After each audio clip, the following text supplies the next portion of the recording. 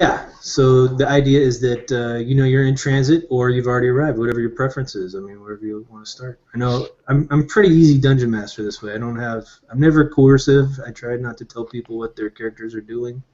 I just try to go with what the funnest thing is in the moment that I can think of. Well, I pluck forward my lacy cuffs, and I say, gentlemen, we should be on our way. Right. The I Yeah, it's about swing that my time. blunderbuss across my shoulders. Okay, right. Excellent. I swing my archaic bow across my shoulder. All this Embarrassing. I tell you, a bowman. It is embarrassing. I'm sorry. I've been out on the frontier. Look askew at you. savage. Well, I've got this funny accent. Yeah.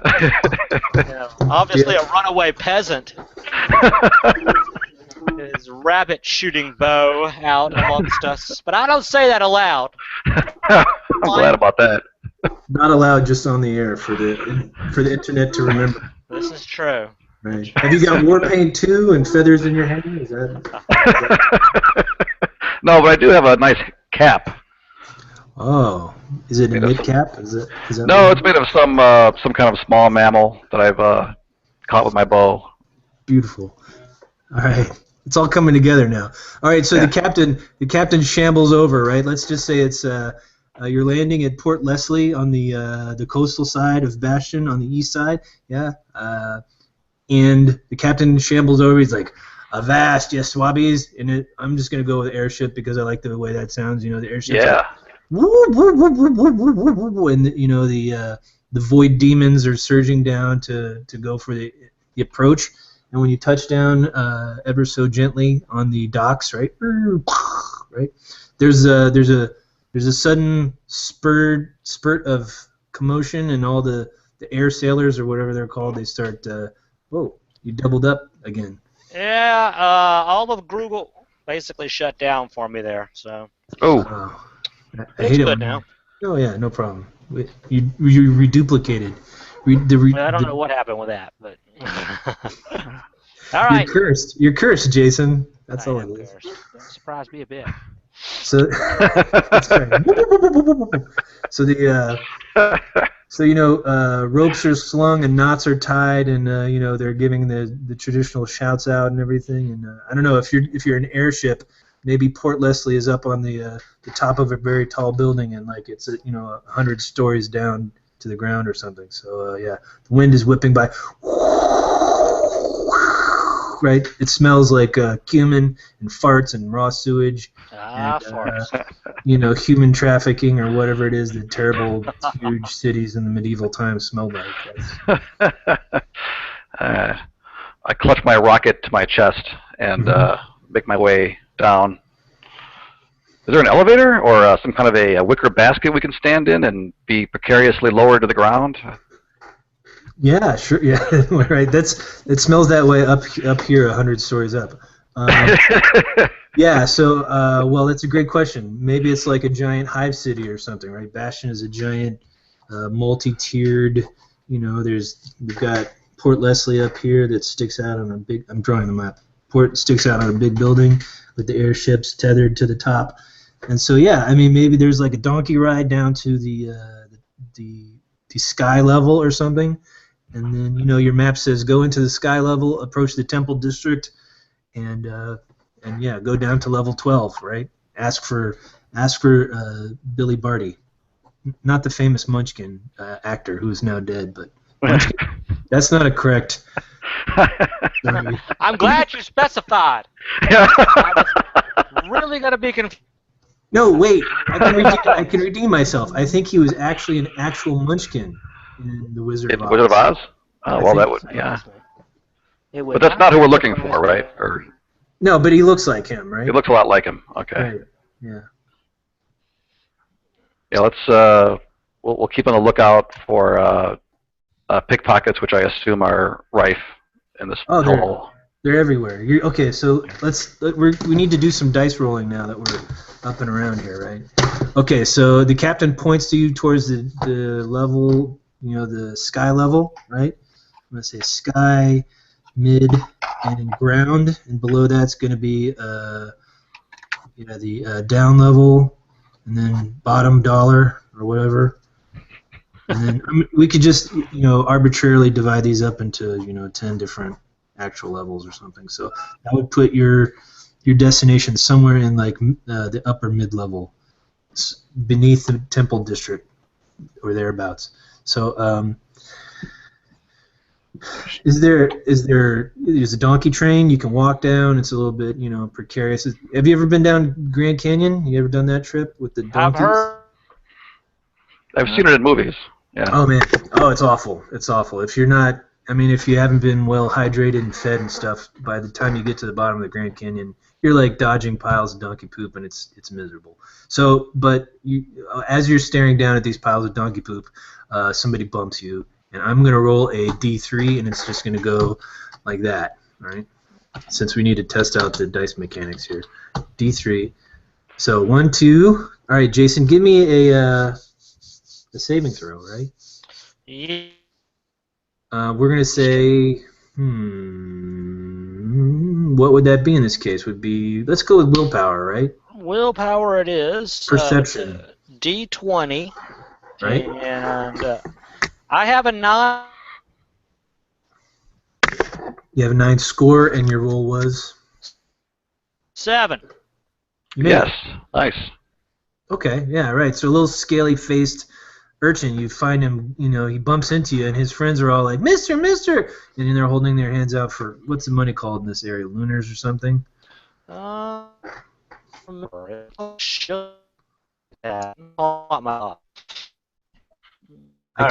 can't pronounce that. Could you say that again? Credits, it's on like page 5. For the edification of the viewing audience, can you tell us what he rolled? What kind of die? He rolled a D20, right? And he was trying to get less than his willpower score on a D20, which he did. So he avoided the negative consequences of the action. If you get exactly your score, is it bad? I don't think so. No, that's my reading of the rules. I think if you. Is it a failure if you get exactly your score? No, that's a success. That's a success, yeah. Okay. Yeah. Equal or under.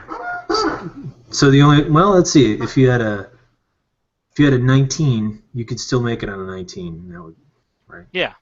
20 would be the only way you could fail, I guess. Pretty much. Yeah, it's always failure.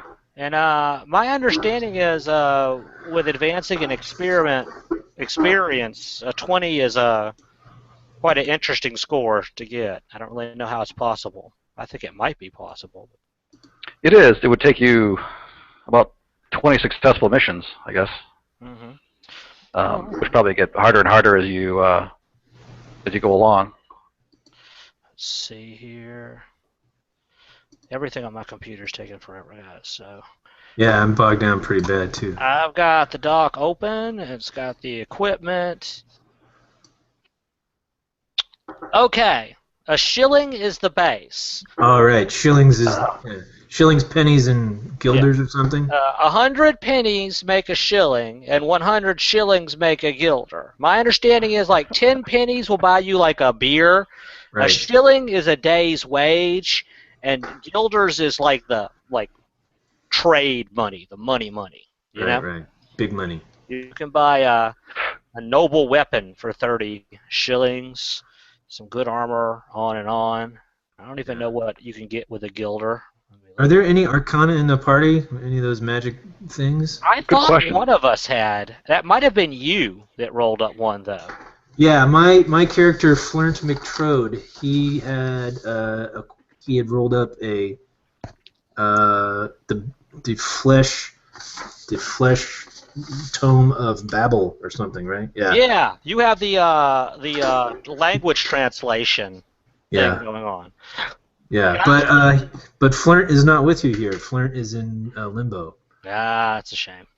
Yeah. Just to let everybody know, a guilder is like clockwork items, thermometer, elaborate clothes, jewelry. Yeah, one guilder buys all of these things. It's kind of like, it's like a British pound. Yeah, back in the olden days, it's kind of like 19 or 14. Hello, man. Jason. Yeah, that happens to him a lot. Don't worry about it. He'll be back. I am on now, hopefully. Yes. There we go. I don't know what's going on. I was happy for a while. I believe I'm lagging quite badly, so I'm just going to go ahead and turn the camera off, even though I know you guys love to see my... Yeah, I think it's the best just to switch it. I miss you guys. I miss seeing you. Clay, I never see It's good you. to see people. Clay doesn't go off. As if I live in the opposite time zone. Yeah, it's like you live in a faraway, distant, exotic land covered in snow and samurais, right? Okay, so... All right, Mr. Fiddler, your special rapport with children obviously means that they're drawn to you like flies to honey, and they know that you carry lots of money in your pockets. So this little scaly face, his eyes are kind of set too far apart, right? Maybe he's the product of some fishy sea thing and some scullion winch or something. And I mean, he's got some nimble webbed fingers, but his touch is not light enough. So you catch him in the middle act, and suddenly there's 10 little Indian boys or something. Not that's bad, but 10 little. This is terrible. What, little gypsy boys? Is that what you were going to say? Is that? They are urchins, is the word. Urchins. We're looking for, gentlemen. Urchins. That's a good non-pejorative for what you're trying to It's not pejorative. I was just trying to imagine, like, some, like the crowded market urchins that get around, right? You just lost Gamergate for us. I don't have a dog in that fight. I don't understand it at all. I'm not. It's madness to try to comprehend it. So. I comprehend it well enough. I just don't have any dog in that fight. Let's see. Okay, saves. Yeah, there we go. All right. I have literally the thing I love about the odd is all the rules fit on one page. So all you gotta do is have that one page, and then by God, you are set. Yeah, you're good to go. There is literally one part of the character generation that we left out. I think you can opt automatically to have a hireling if you want. Did anybody want that? No, not me. No, I want to go just alone. I might snatch one of these urchins up if I can get a hold of them. Yeah, you can also do a companion. You could, I guess, maybe you could hire him. This is your chance. He goes, right? I'm guessing okay, so you feel his bony sort of webbed hand groping around your belt for your coins, right? And so there you go. What do you do? I grab his webbed hand and I snatch him up from the ground. And I said, how would you like to earn an honest day pay, Frogling? Make him laugh. Frogling. Yeah, he looks around real shifty right? He's like, please don't hurt me, and I don't want to do anything dishonest. There's nothing dishonest. We're just taking a short trip. Honest business, and you'll make.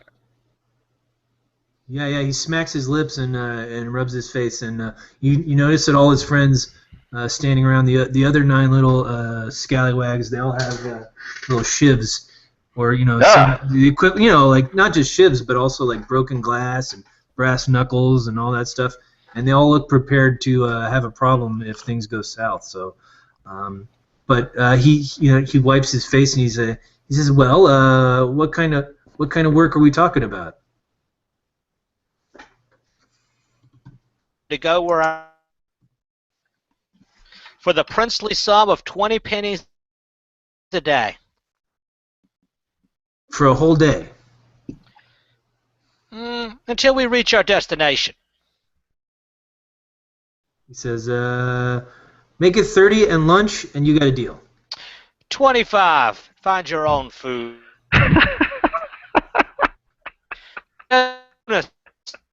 One little song a day. He takes off his ratty little cap and he says, "That's a nice fiddle you have there." It's my pride. He scratches his head for a moment. And he says, "Okay, my name's Bertie," and he sticks out his hand. "It's a pleasure to be hired by you." Pleasure, Bertie. I give him a good hearty shake. The common people appreciate that. Right, a shake.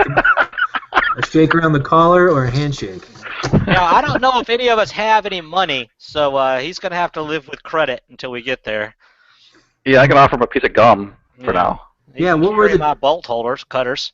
What were the terms of your arrangement? Do you remember? 25 IOUs a day. Right. 25 pennies a day to be paid. No. Not your arrangement with Bertie. We've already worked out those details. What was your arrangement with the Adventurers and Post Persons Guild? I don't remember what we talked about money-wise. My understanding was we were to get paid once we delivered the package. Right. You didn't problem, negotiate if I terms? remember right, something about if we didn't do it on time, then our employer was going to take the taxes or something out of our commission. Yeah, right. The idea is that this transaction that you have with the Serpentmen, it's not going through the regular trade channels, so it's yet to be taxed, right? So the excise men of the Emperor or his agents or whatever, they're looking out for you, right? That sounds good to me. Yeah. But you guys, right, we didn't really negotiate terms about payment or anything, right? Well, I guess we could just kind of retro it and basically see if we can get it together. Okay, we're going to hit pause on our friend Bertie, right? Bertie goes like this. He turns and he points and he says the temple district is, and just then, right, you get the right? And so we'll back it up a week of air travel, and you're all sitting in the office of the comptroller of the A and P Guild, right? Mm-hmm. The A and PG. So there you go. You're sitting there at the desk, and your contact at the A and P Guild, he's like a third level sub boss of the guild. He says, "Well, will you take the job?" We will, but how will we be taken care of for our expenses and what? He says, "Well, we'll start you with a 30 guilder account for credit. You can buy your travel to Bastion that way, and then keep receipts. And once the mission is accomplished, we'll pay you the sum of." And he pauses for a moment. He says, "Excuse me," and he turns. He takes out a little red booklet. He turns to like page 37 or something, and you see him. He goes down the column on the right-hand side, and he says, maybe he's got one of those big chunky mechanical calculators that they have, the tabulators, right? He goes, right? Go ahead. Your grandpa may have had one, right? A Babbage machine or something. Yeah, something like that, right? Right? And a little piece of ticker tape comes out. And he pulls it off and he says 382 gold or whatever we said that the unit was. Now that's enough to be a king of a small kingdom. Are we sure on that? Oh, did I say gold? No, I meant silver. Yeah. Oh, that is a fine sum indeed, and I accept your offer. To outfit ourselves, any handlers that we carry out of the 30 shillings that you provide. He says, "Well, keep the receipts, submit them to our agent in Bastion, and accounts will be settled once the job is done." Sounds good to me. Gentlemen, is there anything you think that you would like to purchase? I need a talking parrot. A talking parrot? Didn't you already have one of those? This is how I get my talking parrot. It's the origin story. Okay, right. How did you? I can't recall. How did you do that? I went to the Parrot Emporium. Mm-hmm. Right. I didn't take no jib jab. The guy tried to sell me dead parrot 3 times. You don't take substandard non-living parrots, or where you're coming from. It's not a vanity parrot. It's an actual parrot. It's a real parrot. Right. Long enough that I can sling it over my shoulder. Lots of shoulder slinging in this game. Yeah. Okay. Yeah. The Mr. Oubelet's fantastic talking. Yeah. Perfect. Mr. Oubelet is he's known for being a swindler. Right. Surprised he has any customers. He's the only man in town that's got that game going on. Right. Yeah. He's got the market all locked up. Hi, Kieran. How you doing? You're probably muted because they changed the UI of this Hangout thing like every 2 minutes, so I can't tell if you're muted or not. But They used to have a nice little icon. yeah, man, I'm telling you, the whole thing is all whacked out of whack, and I'm losing faith. I mean, this is the only way to go. This is the only game in town, like Mr. Oubelet's Parrot Shop.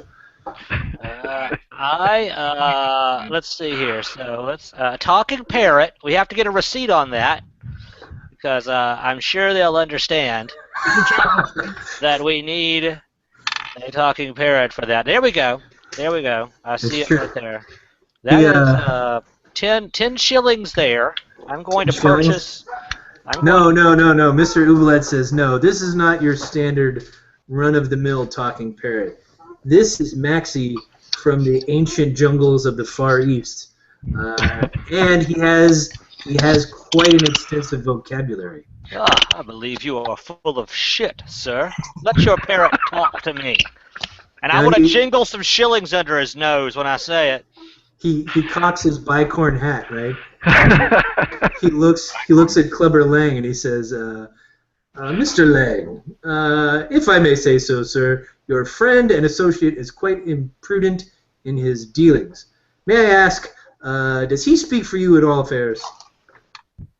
He speaks for me as long as he got the money, because money talks. I jingle my shillings some more. Look at that jingle jingling. Jingling. Shilling jingling. He rubs his chin whiskers a little bit and he says, you do make a good point. All right, so we've got Glengarry bonnet, gold-plated locket, bayonet and sheath whetstone. Oh, what is this thing that is this your equipment list? Kieran? Yeah, I thought I was posting the entire character, but here. Oh my gosh. Nice. Wow, okay. Odiet Thindo. All right, let me put this on. We're going to have to retcon you in for a second here. That's perfect timing, actually. Yeah, well done. We were just in the middle of a flashback. Odiet Thindo, 14-year-old female. I want a regimental jacket. I mean, this is wide open. You guys could all have matching regimental jackets if you want. We should get a uniform.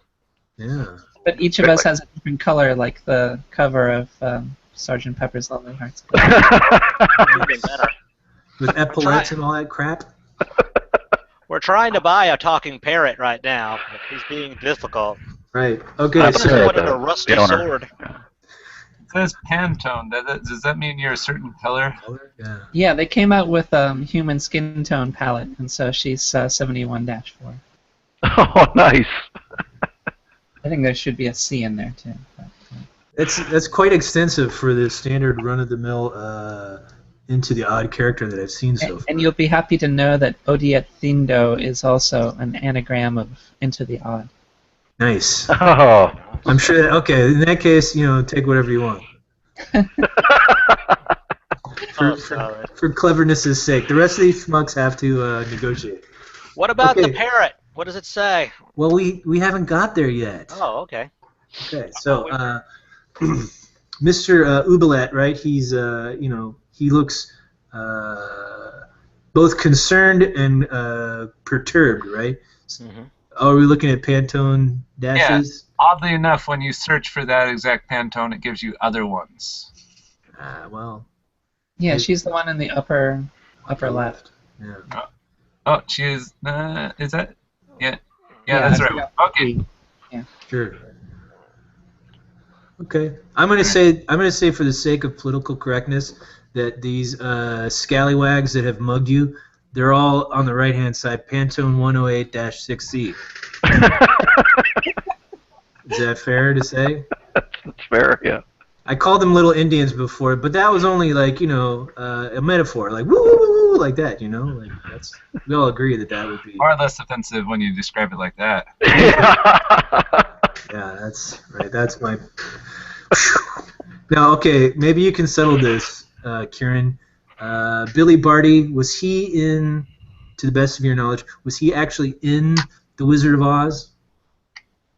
Are we talking about one of those height disadvantaged individuals? Well put, yeah. I wouldn't have said it quite so delicately. I prefer to call them shortness advantaged. That's right. Yeah, I guess it depends on the environment. in which you're operating, right? That's Okay. true. We always look at ability instead of discipline. Right. Okay, so Odiette, baby, you're standing behind the counter of this is a retcon flashback in which the purchase of Clay's character is Clubber Lang. He's quite imposing, but we don't know what the meaning of that word is exactly at this time. So Clubber Lang is in the midst of negotiation with Mr. Oubliette about in the matter of a parrot. So Clubber, your hand hesitates for a few moments, and then you point at what color? What does it look like? We'll go for 68-2. Is that the color of your parrot? Oh, my parrot? My parrot is 68-2. This is a fine parrot. That's good. Yeah, that was gonna be a really plain parrot for a second there. He's very well bred. -2. We can just leave notes for everyone else to read with Pantone color schemes. Right. Anytime there's a question about color, we'll have to refer to the Pantone. I wish I had one, actually. Am I purple? It looks like I'm purple. You were purple? Yeah. I don't know. I can't see your If I screen got the share. right I can see your face, but I can't see your screen share. I wasn't screen sharing at the moment, but here. Let's see. He's kind of purplish. That's a pretty color. Yeah. Okay. Oh, thank you. Yeah. All right. So I have established that this particular purple, lovely color purple parrot is from the Far East, the exotic, Orient or whatever, and his name is Maxie, and he's got quite an extensive vocabulary. Is there anything you want to ask him? It's up to the purchaser. We're talking parrot, right? Yes. Yeah. Or anybody. Oh, parrot. He goes, right? His eyes sort of wiggle waggle, right? So the parrot is Maxie and the urchin is Birdie? Yes. Actually, Is that the command word? Now, I don't want to hear any of your kinky talk. I don't think we've met the fish-faced urchin yet. This No, is no, a yeah. flash to the past. This is a flashback, right? Bernie's Oh, that's not right. around. Yeah. Good point. Okay, so Maxie, the purple exotic parrot. Who's that lady over there in the long johns with the trap door? She does have trousers over them. Right. That's It cute. looks warm. Birdie's the urchin. Maxie hesitates for a moment, and you see his one little claw comes up to his mouth, and he closes his eyes. He blinks it for a couple seconds, opens up. He goes, 71-4. 71-4. Definitely 71-4. Awesome. Maxie's autistic. Cracker. He's actually a very clever parrot. I mean, he sees everything in Pantone colors.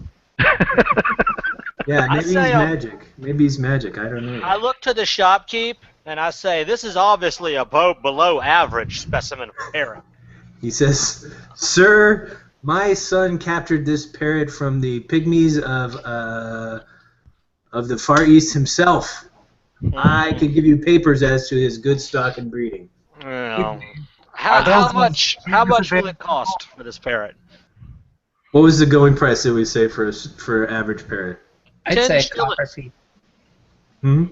Copper piece. No, not even. That's a pittance. 10 shillings is the price for an average parrot, sir. So Okay. I will give you 7 silver shillings for this beast, this mangy bird. Maxie reaches out and he goes. He looks like he's about to kiss you on the. Right, he's leaning forward. Right, you can't see me because my camera's turned off. I'll turn it back on. He's like this. Have any of you ever owned a parrot? Parrot-like creatures, yeah. Yeah, right. Okay, so Maxie's like, he looks like, and he like reaches out with his one little, like he says, He's evidently trying to hop onto your shoulder right now. My shoulder. Yeah, right. Yeah, Clubber, right? Yeah. I show him that he is mistaken in how pairs should be handled, so I'll sling him over my shoulder. Right. And he made like he bites you on the cheek or something. That's right, baby. Maxie says, "Transaction's not done yet. Transaction's not done yet." And you notice now that Mr. Oubliette is covered in band-aids, right? You didn't previously notice that before, but he says, "Fine, take this bird and don't darken my door again." Right? Does anybody want to make another purchase before we? No, but I do want to get my pay. I've been serving Mr. Oubliette for months now. Oh, you're going to settle accounts with him now, eh? Yeah. Okay. Do you have any band-aids also? Right? 71-4.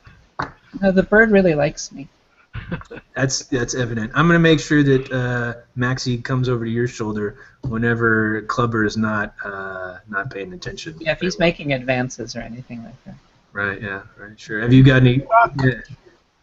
Okay. Yeah. So Oubliette says, "Well, you've been in my care for quite some time, and it's evident that you want to go with these ruffians." So I do, sir.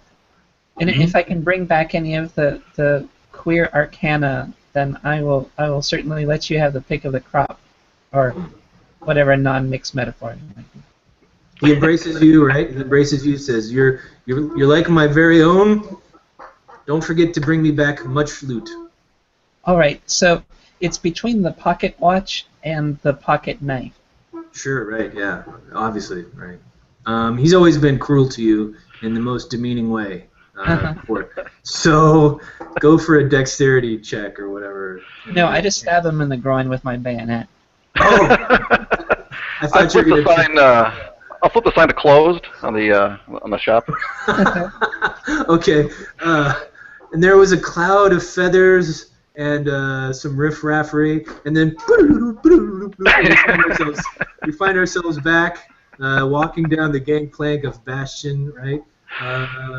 The town guards that hang out at the Skyway where the airships dock, right? They've all got their parchment rolls of wanted posters from other kingdoms, right? And they say, wait, let me put this down. Odia Tindo into the odd, right? The fiddler, the redoubled fiddler, Clubber Lang, the imposing, and Mr. Fresh. What's so fresh about you, Mister? He's always chewing gum. Ah, nice. What flavor? It's just like whale flavor. That's all I really have. Yeah. Whale flavor, nice. Yeah, sometimes if he has like some cinnamon, he'll put that in there, but it's rare. Yeah. Mostly just, yeah. That gum, that weird gum flavor that you like, it's gonna come back in style. I'm pretty sure. Nice. If I could even find a stick of gum that doesn't have artificial sweeteners in it, I'd be happy. That's what we'll do. Okay, there'll be some gum treasure around. We'll make some Arcana gum, right? Some weird flavored, non-whale flavored gum, because that's the most popular flavor. It's like the equivalent of this world's spearmint.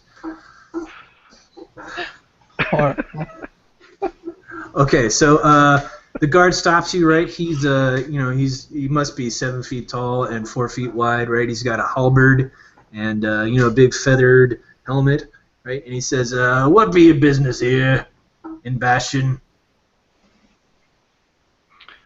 Trade, sir.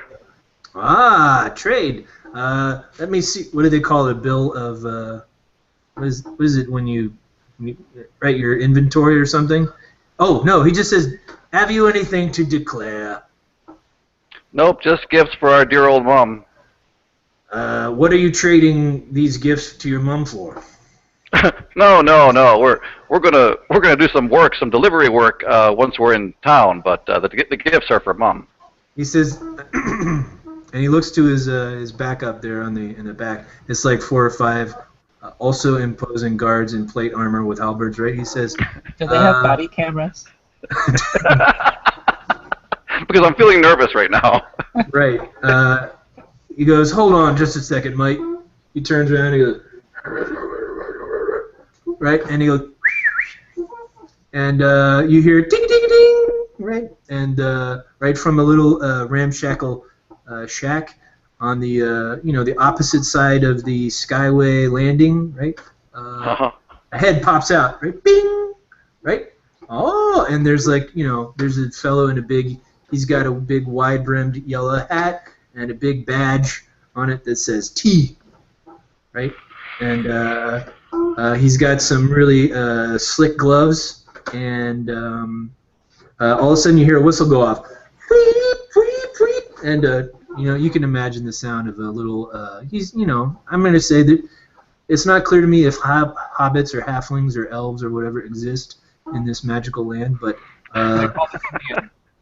they call them what? Indians. Indians. Indians. Yeah. Okay. I'm just gonna make it another. And Birdie turns to you, and right, Birdie, who doesn't know about your mission at all, right?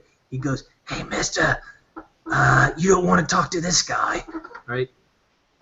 So there you go. And all of a sudden, all the guards are standing around, and they seem a little tense. So there. And I'm going to give you one action each before the taxman is here to talk to you. Oh man. If we all face backs and then we stab outwards, we'll probably hit at least one of them. Well, you know how this works. They just want a handout. We just got to give them some of these bonbons, maybe. Maybe a bonbon each. Yeah. Okay. So describe for me the packaging of these bonbons. You have 100 bonbons each, right? Now is that broken down into 25 each, or what? Yes, 4 boxes of 25 each. Okay. If I could rapidly crack one open and be like, "Here, gentlemen, to sweeten your day and further our way," and I'll hand them all a bonbon. And the guard, right? Anybody want to give a guard's name? Just shout it out. Moose. Moose? Moose the Most guard. guards are very dangerous, you know. Moose the guard, that's right. Moose says, sir, the wife is something of a chocolate fancier, right? What's that box you got there that's marked bonbons? Right, they're delicious, and they're good for you. If you could see clear to getting us through this bureaucratic red tape, I could give you 2 of these bonbons. 2 bonbons, right? Okay, so let's do now. It's not clear to me always how this system is going to sell things. So we could do like a willpower roll, right, or something, or save or something. Yeah, I guess that would be. Yeah, does that seem reasonable? Yeah, would that be me making the roll or him making the roll? It's a contested roll or something. There's a mechanic in the book for that, right? I don't know. Not I haven't really. seen that. No, not really. It's pretty much you're assumed to like pass the action unless there's some. Yeah, so I can roll, I guess, to see if I sell it. Yeah, right. Sell it hard, I guess, with your Okay. dice. My willpower is my highest stat, so Awesome. here's hoping. I'm sure I just completely jinxed myself. I'm gonna say that this. Yeah, go for it. Go for it. I aced it. You aced it. He says 2, huh? That's 1 for me and 1 for her. You want to throw in 1 for my kids? Sure. I've got 3 kids. Well, they're small. They can divide it up with a small knife. Kids like to do that. It's fun. He goes whoop whoop whoop whoop, and he takes out 5 bonbons. Oh, jerk. So you have 95, right? Your package Damn. holds 20 now, right? Oh, man. He pops one in his mouth, right? And he grimaces for a moment. And he's like, he's like, Oh, yeah, they're not really meant for humans. yeah. So maybe I'm going to say that unbeknownst to you, you started a bad thing here, but we'll let that lay how it goes down the road. So maybe I'll make note of that, right? Bonbon poisoning, human bonbon poisoning. So he starts sweating a little bit, right? And he turns to the boys. He says, "Boys, tie up the exciseman for a moment, would you?" And so the little guy in the yellow outfit, right? He comes running up, panting. "Weep, beep. Right, he puts his gold whistle around. He says, "What's the business? Is there some taxable goods to be declared here?" And Moose turns to his friends. He says, "No, sir, Governor. It was a mistake. We mistook this bill of lading." And he pulls out this raggedy piece of parchment, and he says, "We got these items wrong." And he turns. Fiddler, you're holding the purse, right? Yep. He looks over the thing. He says, He seems disappointed somehow. So he says, "That'll be 12 shillings." Here you are, sir, and thank you for your troubles today. Mm-hmm. Okay, on your way. He mopes back to his little ramshackle shack, and Moose is. As you leave, you see Moose is sweating profusely. He didn't seem to mind in the long run, though. It could be good for him, right? Yeah, it's making me curious. Like maybe it's got other qualities that we don't know about. Yeah. Okay. So now let me just rat this out here. We got Skytop goes down with the aerodrome, right? That's what we call it. I think that'd be good. And then the Market District. You're in the Market District now, and then to that we'll have the Temple District, and then your destination is like 11 levels below in the Temple District, right? Is what we decided. But there's other places. What other kind of places would you like to see? Bertie points you in the direction. He says, "It might be easier, sir, if we go through the red light. If you take my meaning." I basically grab Birdie by the ear and say, "Listen here. What's the fastest way out of this city? It's draining us of money every second that we walk along." That's right. And you guys notice with your copper coins. And he does. He says, "I do, sir. I do. Then Really, I do." you'll damn well guide as you have been paid to guide. Right. So he points. He says, "It seems to me that the fastest way down would be there," and he points over the railing, right? Which would be like a 100-story plummet or something. I think he doesn't understand that he's making a joke, or maybe he is actually taking your little. Who knows what sort of problems these scaly half-breeds have.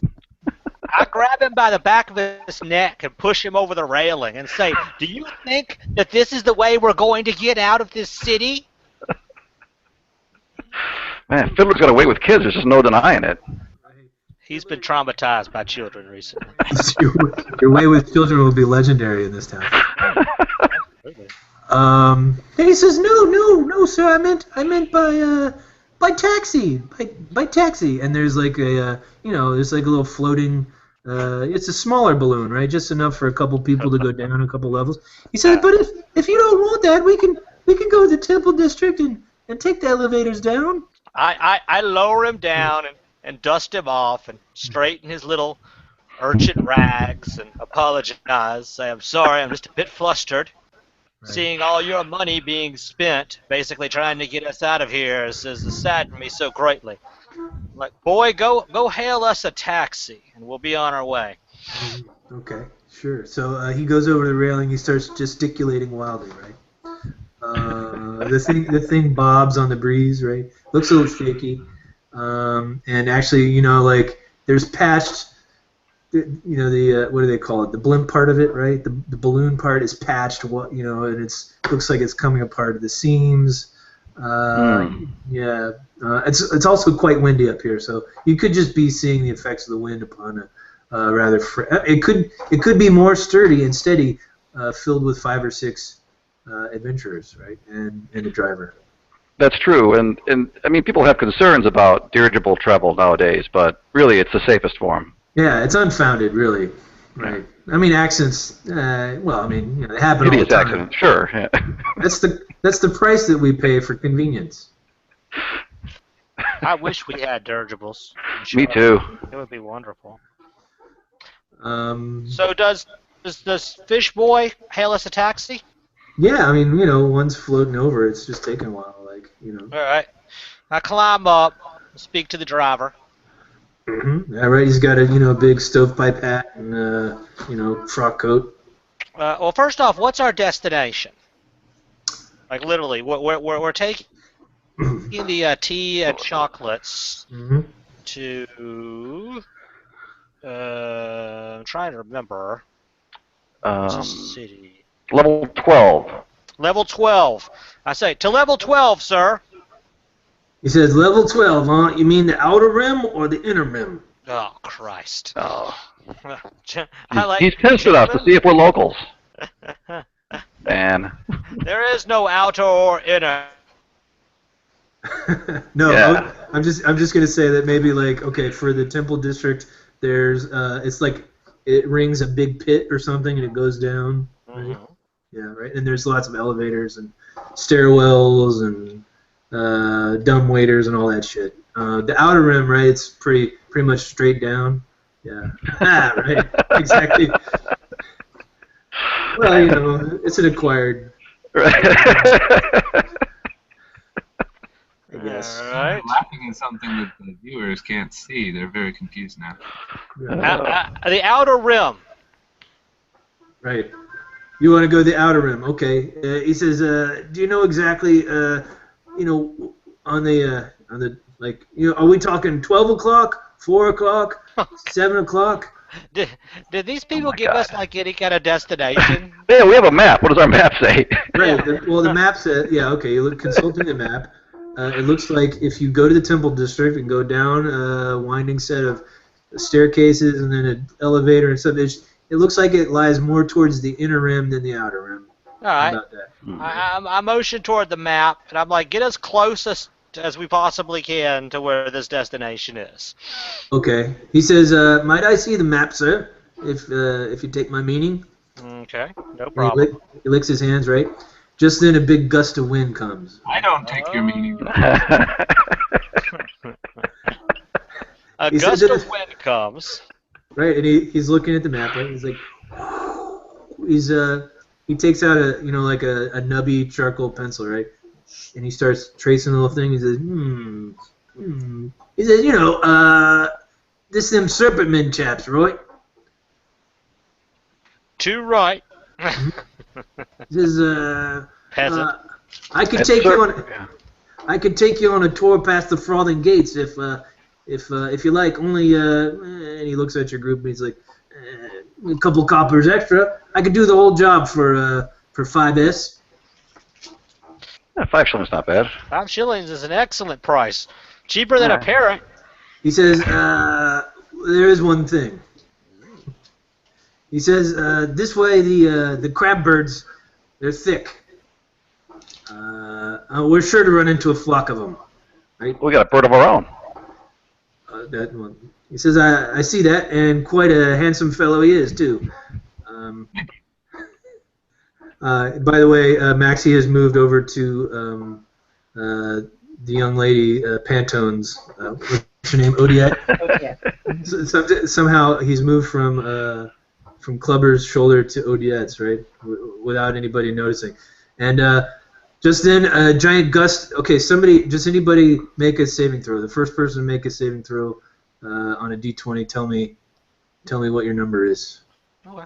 It'll be mystery, and I'll roll my end over here in the D20 so you can see if you want. By what attribute? We're gonna go Dex. I failed by 3. You failed by 3. Okay. What is I it? have an Roll, 8. roll under? Yeah. We're all Roll rolling. it, or you want to roll it or under? Then I failed by 6. Okay. So Odiette's out. The fiddler is caught flat-footed, right? Yep. Failed as well. I made it. Everybody feeling? Oh, you made it? Yep. Okay, so just then your gust of wind goes, and the map goes right out of his hands, right? It hangs there in the air for just a moment. But you can act, Mr. Fresh. I grab the map and take the gum out of my mouth, slam it on the inside of his gondola or office or whatever the hell it is, and attach the map to the gum. Ah, he says, is that whale-flavored gum? Indeed it is, sir. You're discerning. Blubber flavored. And he takes out a pack of persimmon flavored gum, right? It's got a samurai woman emblazoned on the packet. He says, "I'll trade you a piece." Yeah, all right. He says, "This is Warrior Woman from."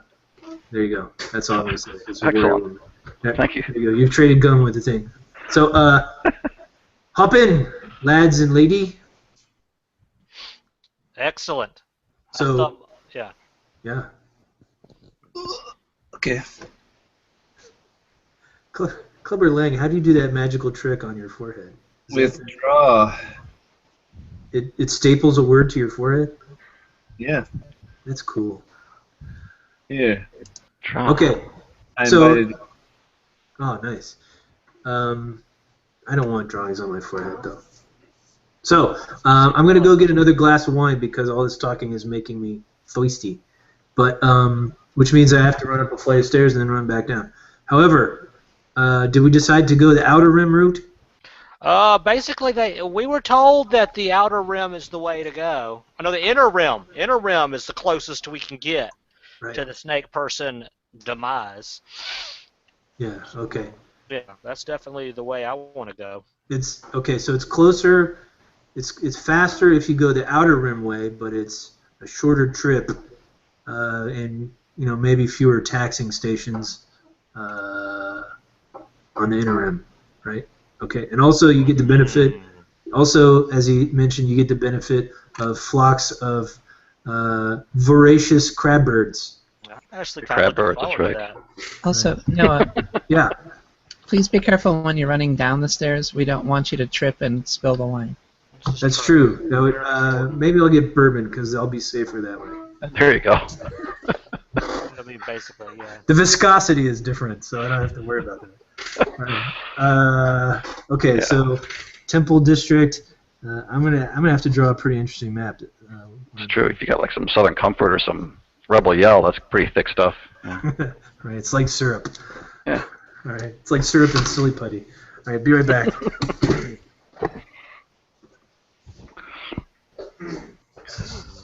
Everybody How needs to long get. had you guys been playing before I joined? Not very long. We were still kind of like trying to figure out what the actual mission was, Okay. pay and everything like that.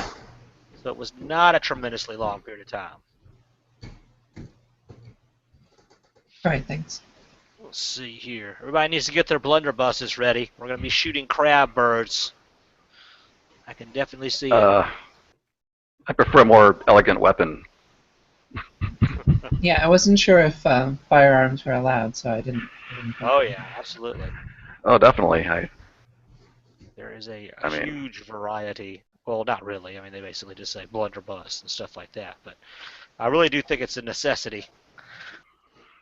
I might have a chance to use my rocket. I'm excited about that. That is, if you can fire your rocket out of the dirigible at something, that's the first thing I think you should actually do. I think that would be You're incredibly right. exciting. Even if nothing happens, it would be absolutely wonderful.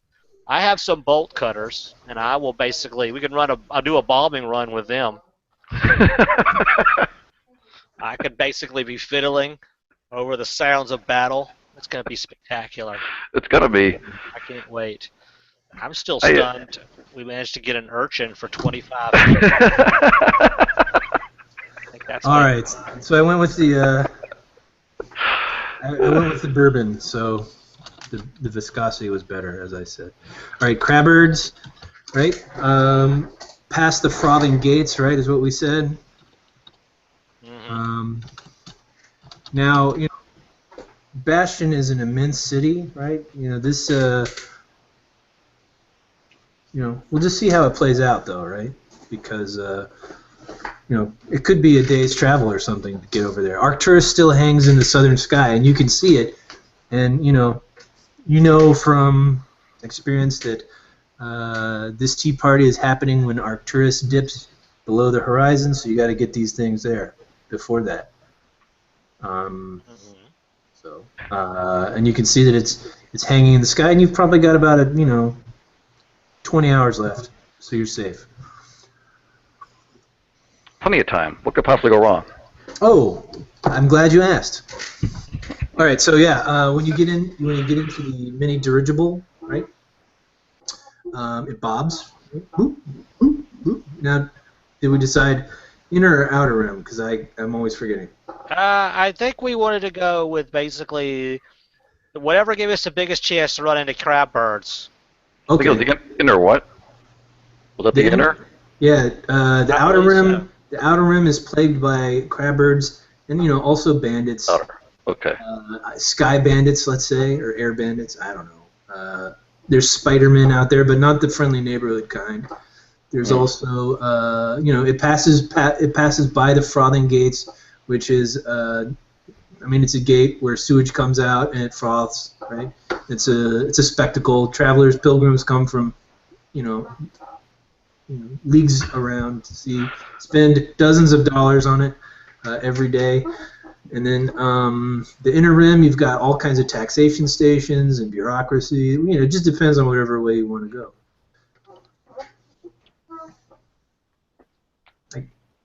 Yeah.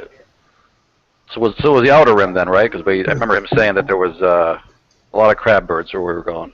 Yeah, that's more like the smuggler's route. Like you got, Yeah. Your postmen and adventurers, hyphen, parentheses, smugglers, right? Exactly. Okay, so just as the dirigible pops off the thing, it wasn't even tethered there, right? And I'm not sure what the pilot's name is, but I'm gonna call him Hugo the pilot. Right, stovepipe hat and frock coat. Oh my God. Claytonian drew his parrot. Nice. Now, if we can get it over to Kieran's window every once in a while, that'd be awesome. All right. So just as the dirigible bobbles off the railing, right, you see in the distance a couple of these armored guards pointing in your general direction, and a little yellow hat, a man with a little yellow hat, and yeah, just above the screaming of the wind that whips around you, you hear the shrill call of a whistle. Right? And then all of a sudden, pow! There's an explosion. Good Lord. Oh, good Lord. Where those group of armed guards were before, now there is a fine red mist on the breeze.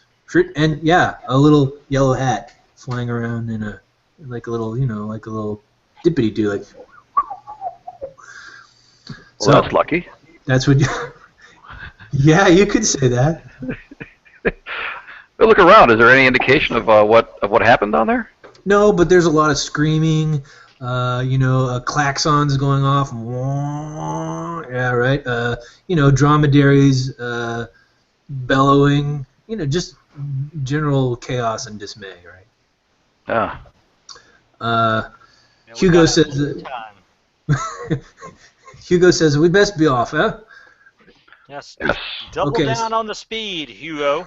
And I flick another silver shilling at him. Right. He Nice. he bends it in his teeth, right? And pops it in his watch pocket. Right. So the thing dips, right? Boo! Somebody give me a D6 roll, and we'll see how many levels you go down. All right.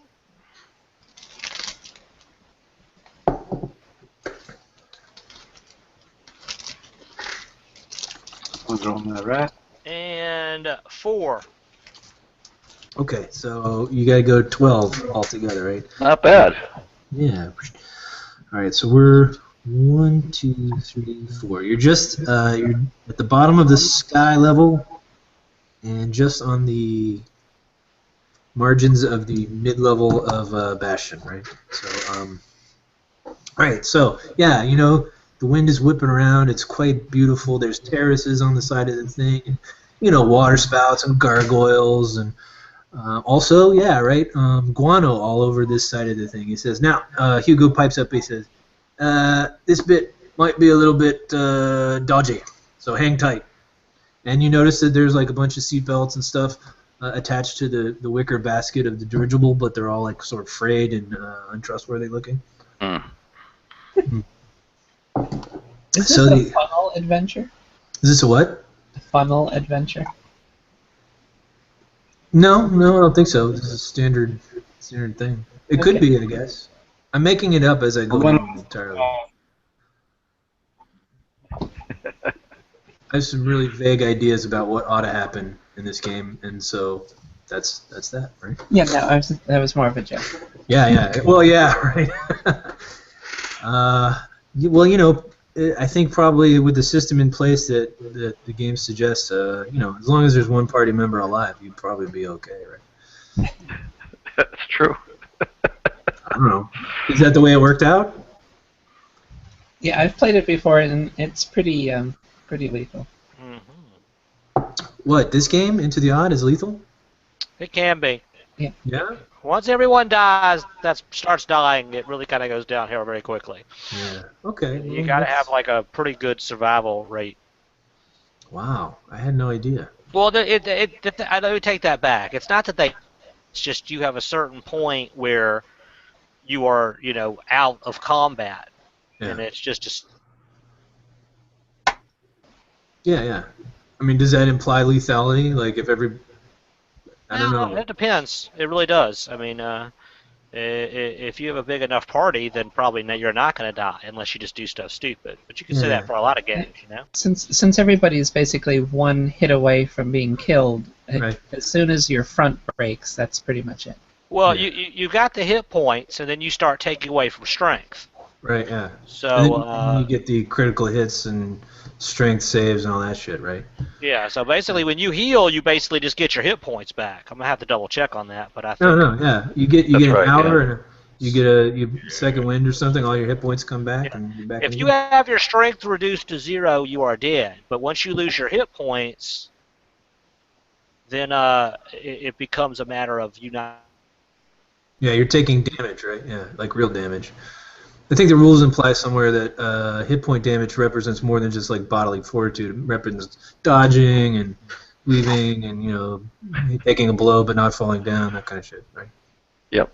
Yeah. Okay. Well, you know, I mean, my policy is if I get a TPK or something, then we'll just, you know, we'll shake it off. And I mean, I'm not averse to killing everybody offhand like a cruel taskmaster, but you know, it's more fun for me if there's like other consequences besides just death or dismemberment. I don't know how you feel about it. Completely and totally heal takes a full rest, which takes a week. Yeah, right. Okay. So that's one of the things that can make it lethal, because if you have like something that's ongoing and you can't take a full week off, then you just kind of have to live with it. Mm-hmm. That's the only thing I Yeah. can think of lethal-wise. Well, you're in a major city. If you can get somebody back to a resurrection station or something, maybe you can get credit to reincarnate somebody into the body of a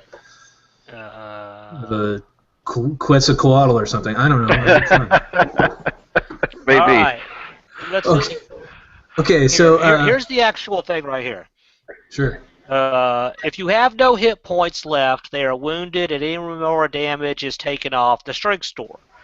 Right. Then you have to basically make a strength save to avoid critical damage. Right. And once if you fail, and you are critical, He's breaking up there. and until an ally tends to you, or you have a short rest. Yeah, right. There you The go. key is to make the saving throw when you get to 0. Then you're good to go for a while. But if you fail that saving throw, you're just watching the action in a puddle of blood. Hoping that somebody gets you within 60 minutes. Okay, so yeah, the wicker basket attached to a hot air balloon or whatever is plummeting, haphazardly but gracefully. In between a couple of interesting stone outcroppings, it could be, balconies, right? And so everything's covered with guano here, and you're like... So Hugo says, best be on your lookout, mates. And he looks up, and there's, you hear click, clack, click, clack, click, clack, click, clack, like these things with, vaguely reptilian. Yeah, right? I mean, this is what you get when you take the birds. Right, crab birds. Here they come. He says, we should be clear of them real quick, but we might have to swat a few. Just get them right on the nose. It'll make them retreat sharpish. So yeah, there you go. You're plummeting, and he points out a little. It's kind of like a vestibule or something. He says, if I can get us in there, we'll be home free. And he rubs his hands together, right? And gets his hand on the tiller, and you're right, and you're falling like not like a rock or anything, but there you go. So Fast. right. So what do you guys do? I mean, what's How on many? your mind? Is there a like a? Is it a I don't know, like a small flock of these things, or is it fewer than that? That's a great question. Does somebody roll a d6? Or I'll do it. 2. 2? Okay, well, 2 then, a pair. A mated pair. One's slightly larger than the other. Fire the rocket at it. Beautiful. Okay, yeah, you've got a rocket, like a thing. I don't suggest anything. You guys, yeah, right, bows, right, sure. You get one free action before they're on the basket. Yeah. All right. Well, I'll be firing that rocket for sure then. Okay. All right, so there's 2, right? One big and one slightly smaller. Let's see. I think I just have the one rocket D12 colorful explosion. Yep. No, I mean the crab birds. Oh, right. There's 2. Slightly larger and slightly smaller. Mated pair, right? The females are bigger and the males are more colorful. Like in nature. Like in nature. Which one are you aiming this rocket at, sir? The larger, more scary feminine one. Nice. Go for it. Okay. Now, bear in mind, this is the first combat experience. There's no 2-hit roll, just a damage roll, right? That's yeah, true. That is true. He just rolls D12, and that's what it takes. There you go. I subtract armor, right? These things are pretty Yes. chitinous. Pretty crustacean-y. Pretty crustacean-y. They are crab birds, after all. All right. I say, everybody brace yourselves. I'm going to launch this rocket that I devised using arcane magics and a lot of colorful stuff. Beautiful. Here we go. 10 points of damage to that sky area and a colorful explosion. Okay, wow. Okay. Boom! So, yeah. You light the rocket, it goes zzz, right? It leaves a little colorful trail behind, and right, lights up the sky around, right? Suddenly windows thrown open everywhere. Right? People come out to the balconies and start pointing aghast, clapping, yay! Right? The crab bird on the left, I'm going to say the female, right, is blown to smithereens, and the slightly smaller and more colorful one, do crab birds get sad when their mate is destroyed? Well, let's just say that on his way towards the basket, he grabs a leg or something and begins to gnaw at it, but that doesn't stop his approach. There's many of. Oh, yeah, right. Let's ask Maxie. Maxie, what do you know about these crab birds? Am I supposed to voice Maxie? Whatever your preference is. Yeah. Alright. It says, what is love?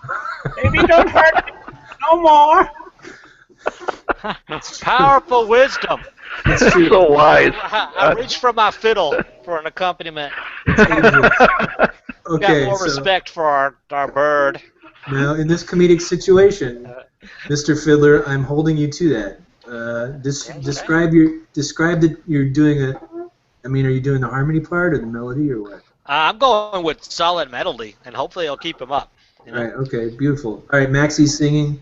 The fiddler's fiddling. Birdie, not Birdie, but Birdie is quaking in his boots, covering his head, his scaly little face with his scaly webbed fingers. Ugh. Yeah, okay, so right, more klaxons are going off, right? There's a big poof of multicolored smoke, flying crab parts, and a general upheaval of the citizenry between the sky level and the market. These are all good working class people. They don't want to have fireworks right outside their balconies and crab parts all over. I mean, maybe the crab parts are a blessing or something, but. Right, this angry crab bird alights on the thing and starts nipping, not at anybody in the party, but at Hugo, the pilot, let's say, right? So Fiddler is fiddling. That leaves Odiette. Odiette, what are you doing? And also Clobber. Well, I'm looking sternly at anything that approaches, but if it gets within arm reach, then I guess I will stab at it with my bayonet. Oh, okay. It's not. It's attacking Hugo. Who's well? I mean, it's a very. Yeah, you can still poke him if you want. All right. So, what's the damage on a bayonet? Is it a D6 or a D4? D6. All right. You know what I'm gonna do? I'm gonna be nasty, and I'm gonna say it's a disadvantaged attack because he's in combat with Hugo, who is just doing swats. So I roll twice and take the lower of the two. You do 1d4. D4, yeah. Okay.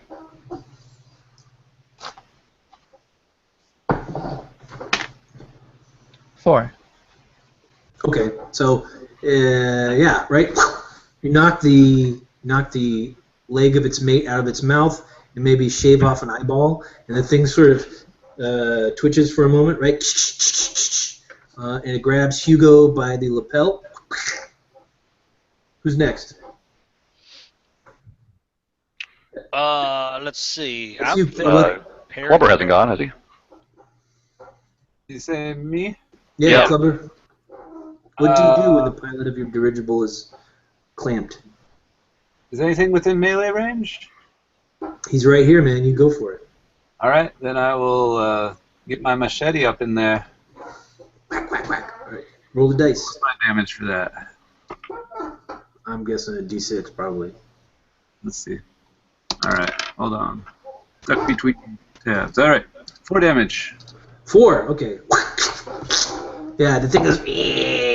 And right. I mean, it's sort of hanging off of Hugo's lapel, and Hugo is dragged over to the edge of the thing. His hand comes off the tiller, and you start to sort of do a little, pinwheeling action as you. I mean, you're not plummeting, uncontrollably or anything, but you're sort of lazily meandering down in a spiral. And also, with the klaxons going off and the whistling and the shouting and screaming, you hear whoop whoop whoop, and above you see 2 much more serious-looking dirigibles alighting from the from the skyport, right? Oh, we've got to get out of here.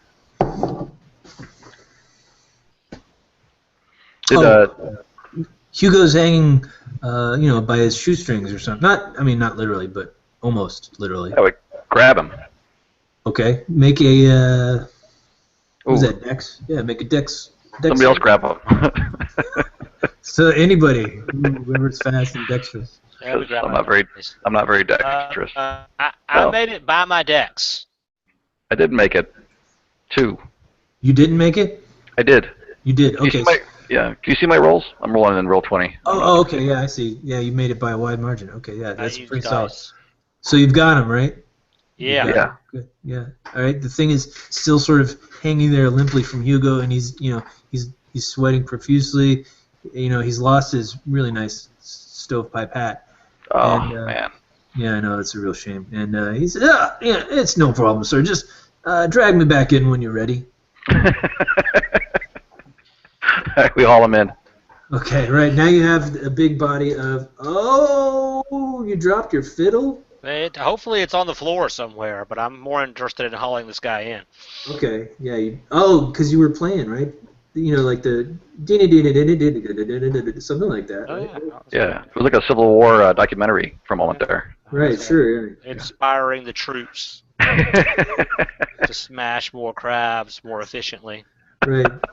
Does anybody have a mallet? Actually, the character I rolled up had a mallet the other day. I have bolt cutters. They could snip that Oh. carcass open. Yeah, Yeah, can kind you of can take that. those. Yeah. Yeah, the crab birds. Yeah, okay. Oh, okay. I give another shilling to Hugo, and I say, "My good man, we have so much time to make up here, and we are being pursued by people who wish to steal your dirigible." He said, "But sir, that's the watch, sir." Oh. Okay. I feel that we must be free of their all-seeing eye, if you get my gist, my friend. Right. Okay. So, right, you hear. I mean, you know, there's the clatter of shot on stone, right? Clouds of sprays of stone from the wall, from the stonework. It sounds like these fellows in their dirigibles are shooting arquebuses at you or something like that. Whoa. Well, that's not good. Man, these guys escalate really fast. You did just blow up a whole squad of guards at the at the customs station, right? I grab Hugo and I say, "Dive, man, dive!" And I He's ready my blunderbuss. Right. So he's lost his hat. He's like what? Now. Do you pay him up front for the travel or? I've given him a couple of shillings, but the other 5 he gets when we get where we're going. Okay. So he looks really motivated. Right. He cranks down, he ratchets something, and he pulls down into the vestibule, and he says, "You know what?" He throws back, 4 of your shillings or whatever. He says, "I don't want this kind of trouble. I could lose my license." He says, "Walk from here. Justitia's grace upon you. It's been fun." He says, Hugo. I'll try and keep the customs officials off you as long as I can. Hugo, I say, those customs officials, and I point in front of him, and then I club him on the back of the head with the hilt of my machete. Nice. Okay, roll damage. I guess we got ourselves a dirigible. That's right. This is a fantastic. 6 damage. Did you hear? Did you hear? 6 damage. 6? Okay, 6 damage. All right, yeah, that's damage. Yeah, that's not like a gentle tap in this land. That's like that's a pretty sharp machete. I'm gonna say that Hugo, unsuspecting. It was the hilt. It was the hilt. I'm not trying to kill him. Oh, you weren't trying to kill him? I weren't. I wasn't. Well, then it's funnier that way then. We all pretend though, like he's gonna be okay. Right? I mean, 6 damage. That's a lot. I mean, is there a rule in the book? I'm not trying to. I think you should go with D4 instead of D6. Okay. He's trying not to do damage, Yeah, give me another rule, Clay. That's right. All right, hold on. You're holding back. D4 always hides from me. Let's see. 4 damage. Jesus. Nice. This is your standard 1 hit point tradesman wearing armor, attacked unsuspecting. Yeah. All right. So here's what happens. Right there. Right. So Hugo, just as he's getting ready to, wish you your fairly wells and all that shit. You clock him, and maybe he had a bad ticker or whatever. But his foot gets caught in a loop of what do they call that stuff? Rigging. Yeah, and he pitches over the basket, and he hangs there like a grizzly pendulum. Oh God! Tick, tick, right, and the dirigible just sort of like follows him down, right, and so the customs dirigibles are convening on him, and there's actually one now coming straight towards the vestibule where you guys are. Okay, so let me get this straight. Are you in the dirigible or are you out? In. I think we were in it, right? Yeah. Or so you're still going down. Okay, somebody give me another D6 roll. Do any of you have any dirigible skills? I don't think there is any kind of skill thing going on with it. I know. I think That's it's just perfect. a matter of I rolled a 2 and see how things going. All Okay, right, 2 so more levels. 2 more levels. I'm going to say that. Okay, Hugo's body gets wrapped up in the. Oh man. Brother, no. Yeah. All right. Okay.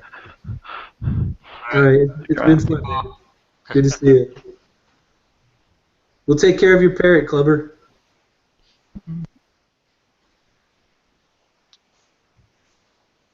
I'm sad.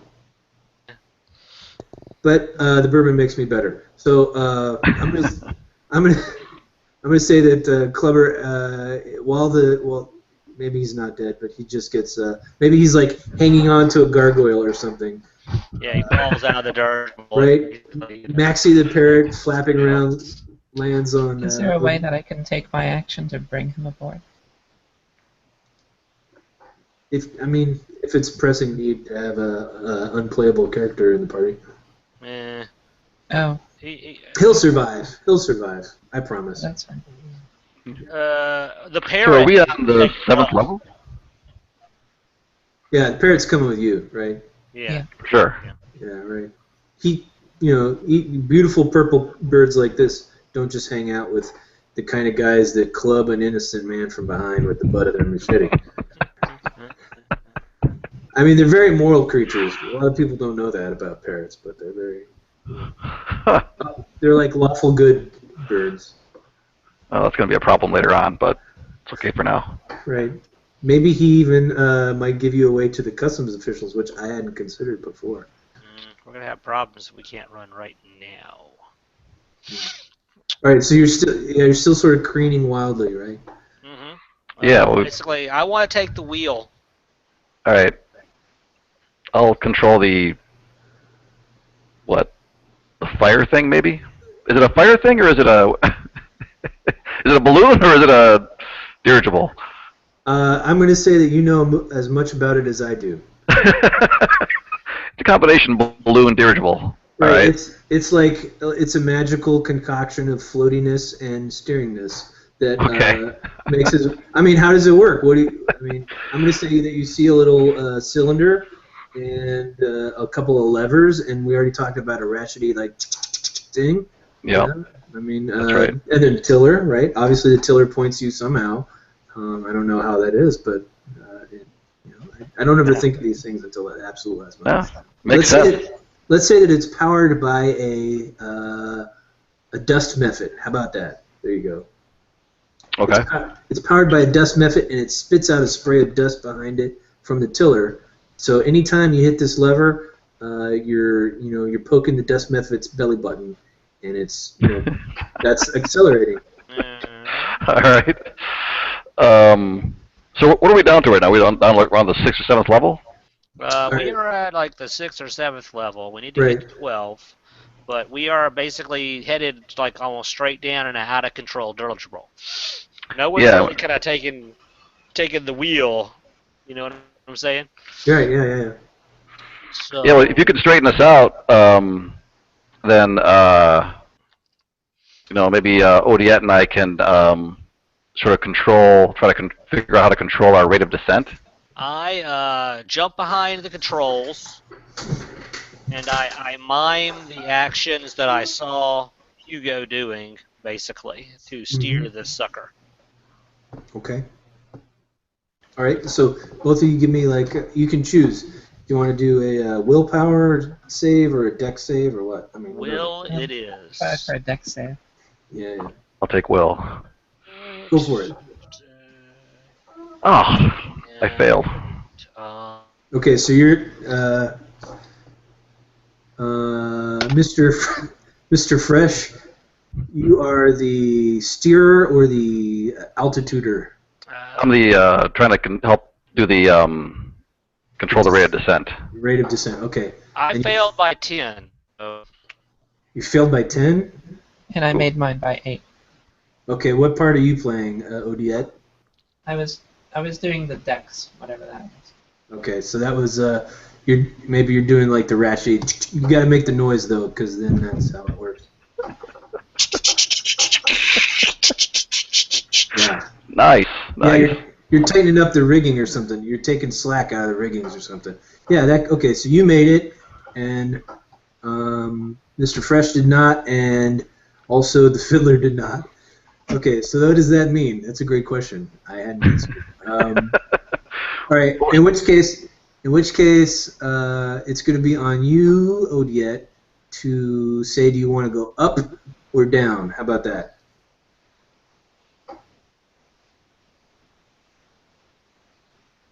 Hello? I'm here. Hello. I am also here. Karen? Nah, maybe she just got called away from him. We'll give her a couple seconds. Okay. She's gonna make a critical decision. Does she want to go up, or like bob up with the wind, or down like a stone or whatever? You could essentially overshoot the mark past level 12, right? Have to work your way back up. There we go. We could. Down with the Morlocks. I hadn't considered the Morlocks yet. But yeah, we've got. All right, let me write that down though, because that's good. You've already exploded the customs officials and a tax man. You've been. I mean, if there's a intelligence service in this town, you're already all over the place. I think we're going to be, as soon as we hit the ground in a crash, we're going to have these tax people all over us. You're going to be public enemy number 1 with a pocket full of bonbons. Yeah. And some fine green Seriously. Like Bonnie and Clyde with bonbons and tea. tea. Right. Kieran, are you still there? Come back to us. I am here. Oh, I'm sorry. Okay, so it falls on you to make the decision. Do you want to try and rise up, or do you want to sink? I think sinking is more in order. Oh, Okay. yeah. All right, so make a, let's see. There's mostly D6s and D20s, right? Uh-huh. Okay. Let's do a D8. I think that's a fair... You're sinking? Give me a D8. You got a 1. A 1, okay. So, wow, way to keep it under control. Now Nicely you're done. Yeah. now you're down to what? We say level 8, right? Mhm. Okay, right.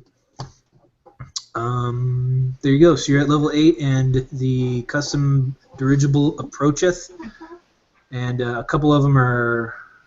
Oh, they're all approaching the balloon, right? Yeah. So there was 3, I said. So to keep it, they're all coming at you. There you go. So you're at level 8. So now what you need to do, I guess, is I'm not telling you what to do, but I mean you're looking for an opening or a balcony or something. A landing, anything. Or you could fight it out, hope to pop the... Well, what would be cooler, if we had to bail out, or should we land it really neatly? That's a great question. I don't know. I mean, if you were to bail out right now, like if something were to pop your balloon, you would plummet down below, way past... I mean, I said like 100 levels or something, so you're at like 92. Maybe you could survive for dramatic purposes and be like, caught in the balloon on level 50 or something and have to work your way way back up. Or you could try to land it and, get in through some private dwelling, or, I mean, there's a couple And then we can see whether or not we're a citizen and get re-atomized. So yeah, we'll try and bring it in. Elysium? Is that what it is? Is that? Yeah, that's science fiction movie. Oh yeah, with Matt Damon or something. Oh yeah. So I don't know if that. I'll try and bring this thing in a little bit better than that. Okay, so bob back up, right, and then let's say right now on your right or your left, there's a row of squalid-looking, balconies. They're all hung with laundry and drying meats and that kind of stuff. And over slightly, more to the right, there's a starboard, right? To your starboard, there's a couple of different, pretty stately-looking balconies that all look out over the edge there. Whatever your choice is. The balcony sounds good to me. Let's make a jump for it. Yeah, I think the most humor would be if we snagged a bunch of laundry lines first to slow us down. Oh yeah, nice. Oh yeah. Very good.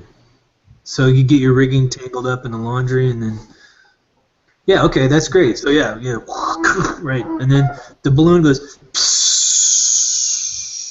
and so you're sort of you're tied to this balcony by the rigging and the balloon that's deflated, and I mean, there's 3 of you, and then you've left Clubber laying. He's up on a gargoyle about 100 feet up or something. Being lured in by a busty, dark-haired woman with a couple of warts on her face. Yeah, right. Who knows what nefarious business she is in? a pillow girl or a flesh trader or something, disreputable or something like that. This is the scene where I have compassion and try and free the dust method.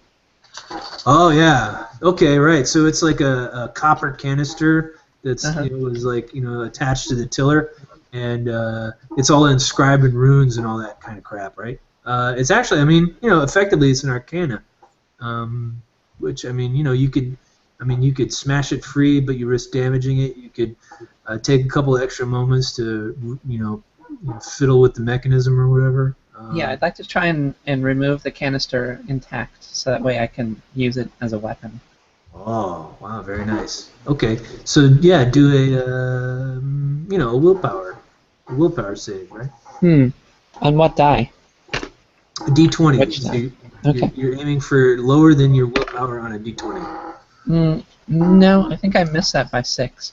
Okay, that's fine. It still works, but it looks like you've really badly scratched the containment runes on the outside of the cylinder. So that'll just be more fun down the road. But now you have a dust method in a cylinder, sort of squiggling and squeaking and making noises and stuff like that.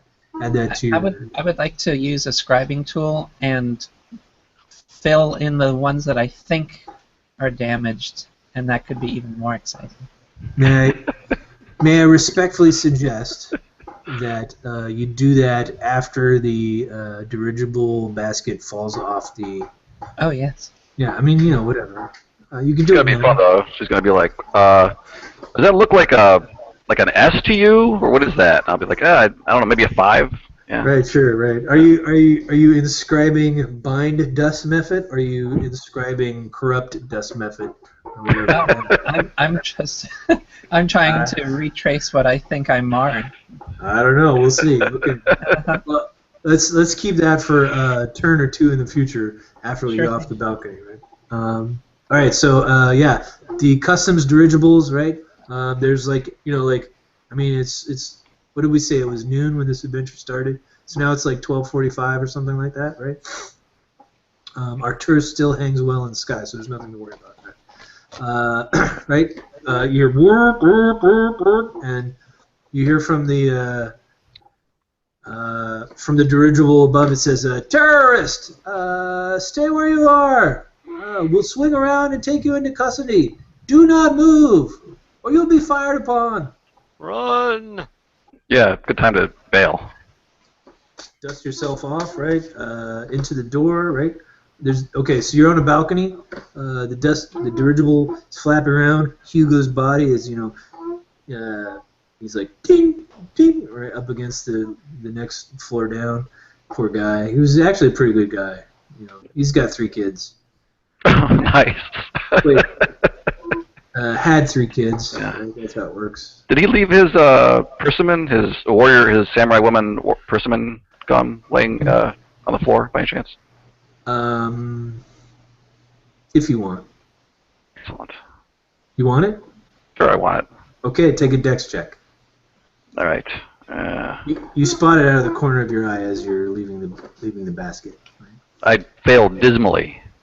Okay, so now you have to decide: do you really want it as it tumbles out of the basket to the floor below, or? No, I feel a sense of deep loss, but I have to save myself and jump to the ledge. Yeah, maybe that was like some limited edition collector's DLC gum. You can do Exactly. Right. That's the way things work, right?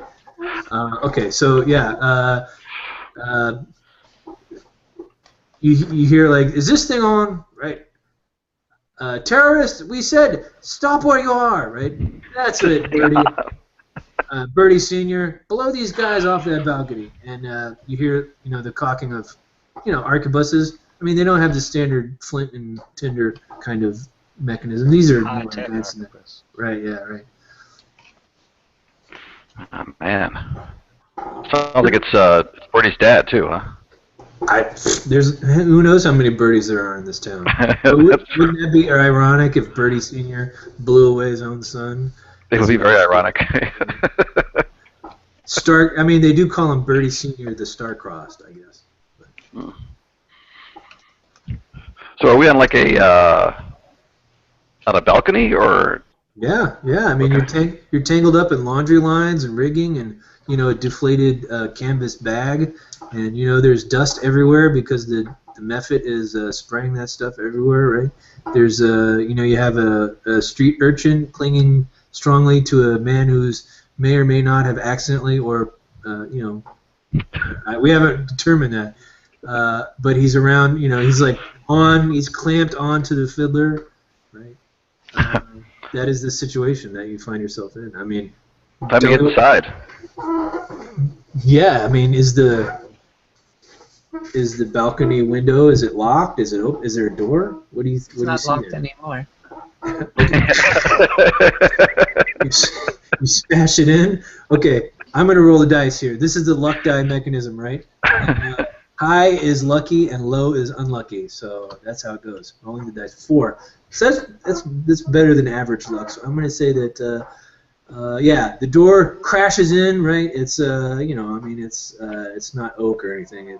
Maybe it's rotten, so it's like it goes in, right? And then just as you kick the door in, there's 4 shots, right? And I'm gonna say, let's see, everybody take a dexterity save. Okay. Oh, God, I should have put more points in that. Okay. Made it. Yeah, I made it like hugely, right? Failed. Failed. Okay, so you get a D4 damage to you. Yeah. Let's see. That's 2 hit points removed. 2 hit points. Yeah. Auto arquebus shot. Bing in your shoulder or something, right? The fleshy part, not the serious part. Sounds good. Okay, and then you're in. You're in a kind of a dingy apartment. It's a couple of compartments. It looks like maybe a multiple family dwelling. There's 3 beds on this side, 3 beds on that side, and the shadow of a dirigible alighting behind you onto the thing. The time to act is now. There's a door directly to your 12 o'clock. Run through it. Okay. All right, yeah, it swings open, right, and then it opens up into a pretty wide open. This is did I say the market district or the temple district? The temple district, yeah. Temple, yeah. The temple district has the outer rim and the inner rim, so you're on the outer rim of the eighth floor down on the temple district. So you need to get to the 12th floor sort of center.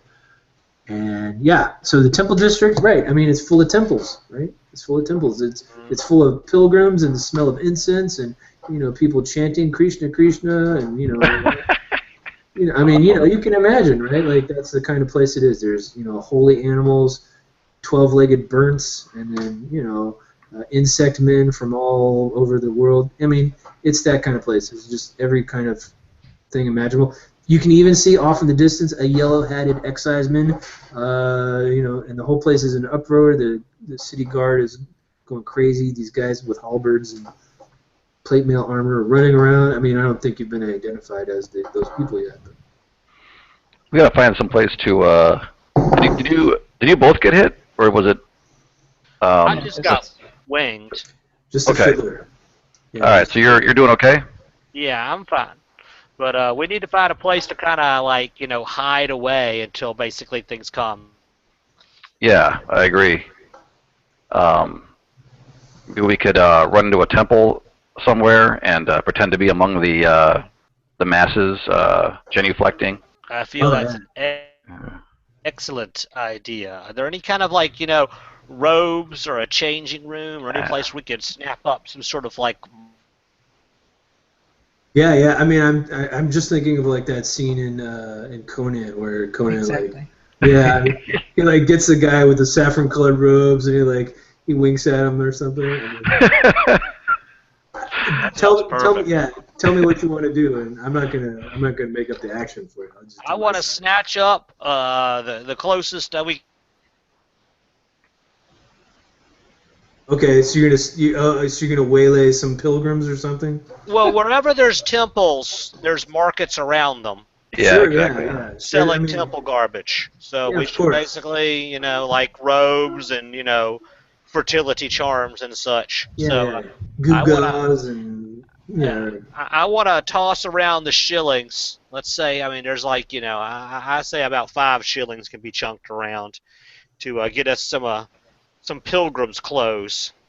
Okay, yeah, yeah. All right, so yeah, you're now all right. Cross off whatever fancy clothing you may have had before, fancy hats with feathers or any of that Uh, stuff. I'll Oh, man, miss my lace cuff. Your lace what? Your lace cuff frock coat has been Oh, spotted. cuff. Okay. Right, yeah. All right. Yeah, I Your nose. keep mine. I just put the robes over it. Yeah, and I don't. Yeah, we should be able to kind of like just throw them over. Okay, yeah, all right, fine, yeah, yeah. Slightly encumbering or whatever, but Yeah, I'll hide my furry cap. okay. What are you gonna do about? I scream out! Someone hide that damn parrot! Also, Nice. I was just gonna ask, what are you gonna do about the purple parrot and the scaly young lad that's with you? I start screeching. Right? Yeah, I find like a miniature fez and I put it on top of the parrot. Excellent. No Nice. No. Nice. Okay. Maxie the Get purple some glasses, Beautiful. Clark Fantastic. Kent style. It's too bad you couldn't. I mean, that's technically Clobber's bird, right? Oh, technically. It don't matter. She liked you better, Odiette. I think it was clear right from the start. You had good rapport with her. So. That was the impression we all had. All right, so you're gonna lay low in a temple, huh? Do you want to lay low in like a big temple, a tiny temple, like a quiet The one? largest one available. Yeah, big one. Nice. Okay. All right. So It's good. I mean, now what kind of temple is this gonna be? Like, what kind of people engage in a big temple in a giant metropolis? Nice. Multi-pantheon, There you go. crazy armed goddesses. Yeah.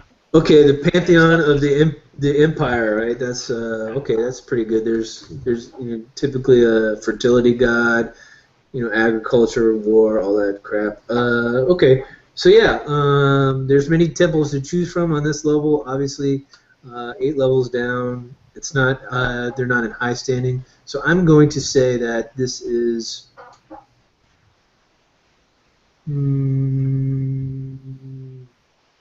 Doubloonus, we'll say that. Doubloonus. God of commerce, right?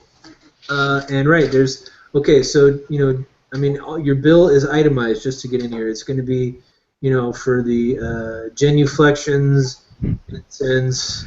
I grabbed the receipt. Right. How much are we looking at here? Give me a D20 roll. Let's see here. And also, I want to go to the person collecting our money and make sure they know that we need extra time to basically, truly express the piety inside the temple. Right. You're really searching for economic enlightenment. 16. Wow, 16, nice. 16 shillings it is. No, not 16. That's not nearly enough. How many shillings do you have? Pretty much, I think we're left with something like around 18. 18 altogether? Yeah. Okay, so yeah, 16 times 2. I'm gonna go with 30. So that leaves you like 3 or 4 shillings, right? Oh man. Yes. Well, I mean, this is one of those temple situations where, I mean, you come for enlightenment and you need to hang low for a while, while the heat gets off of you. I mean, you could stay there for a couple days, but you only need less than 20 hours and some portion to get from here to the Serpent. Yeah. Okay, so I'm going to say the scene changes. We'll do like a montage or wherever of, incense and bowing and, hilarious accidental faux pas. Right? Oh, can I get some henna done? I get some henna done. That'd be nice. Yeah, you could if you wanted. What does it look like? Like a nice, maybe a henna on the hand. Looks like a temporary tattoo. Sure. Just sort of a cool, intricate pattern. Yeah. A pattern of what? $sign, something classic. $sign. Yeah. doubloonist power sign. Yeah. I look at the I look at the mix of capitalism and religious fervor with disdain the entire time. But I also rest up and Right. take I mean, advantage of temple treats and sure. Right. waters and such. Right. Okay. Everybody's healed and brought back to normal statuses and everything. Okay. I'm going to say that now you are all covered in the equivalent of henna, holy symbols of the god of doubloonist, which is, yen signs, dollar signs, whatever. I mean, in order to coerce the priests and the acolytes to let you stay here for the required time, a spider god with an old bearded man's head. Where did that come from? Oh, is that? That's the god of commerce. I like it. Nice. Oh yeah. Okay. Right. Yeah. Nice. Okay. So that's what the symbology is of doubloonist.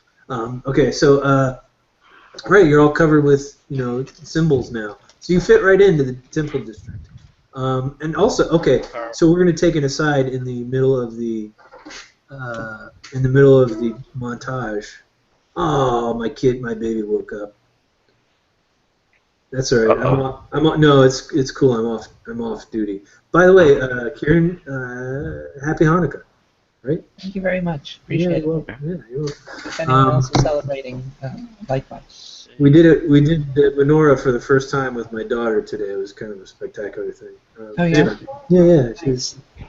We had to explain to her at 16 months or whatever that you don't want to grab the fire.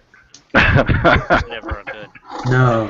It's like you want to, but you won't want to after you do. Right. Yeah. This was one of those things where we're like, should we let her just go for it? But you don't want to expose her to that kind of pain and aggravation. Okay, so doubloonist, hunkering down in the temple of doubloonist, I would say that Bertie and Maxie undergo enlightenment, and they probably are both going to press you for higher wages, because that is the kind of enlightenment that comes in the god of capitalism and commerce. Right? You can't very well. I don't know. I think maybe Bertie is overpaid in this case, but well done. I tell Bertie that too much money has changed hands already. As using the true tenets of the god of capitalism. Right. Yeah. Already, and that he should be happy with the crumbs that I brush. Yeah, it'll all trickle down to Bertie. Yeah, that's right. Don't worry about it. Trickle down piety. Bertie, So now he has to start, networking and. Right. I tell doubloonist that higher wages come with harder work, and that we will make have meetings about various stimuluses we could do for his behavior at a future point. That's right. Yeah. Provided. Okay. Very good. So the priests expect. I don't know. Here's what we can do. We can make not a wager, but a mechanical thing. If you want to get doubloonist on your side between here and the time that you get to the Serpentmen's Tea Party, right? The LinkedIn, very nice. Oh, I hate that, man. I get so many invites on that thing. I never check it. What are you getting on my ass for, guy? Okay, so I'm a therapist, and I had a kid's father actually hit me up for links. And the thing was like, hey, you helped my son. And I was like, man, the reason why you're anyway. So so I try to avoid LinkedIn at all possible. Too much bourbon, fellows. All right, so if you want doubloonist to give you a little bit of a role advantage, here's what I'm going to say. Like, he's going to get a cut of this is what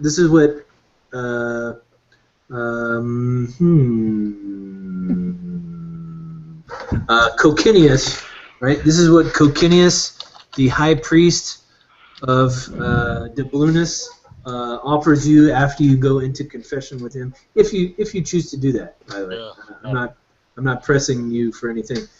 For every action that the god takes in your favor, there's a cut, obviously, because he's the god of commerce.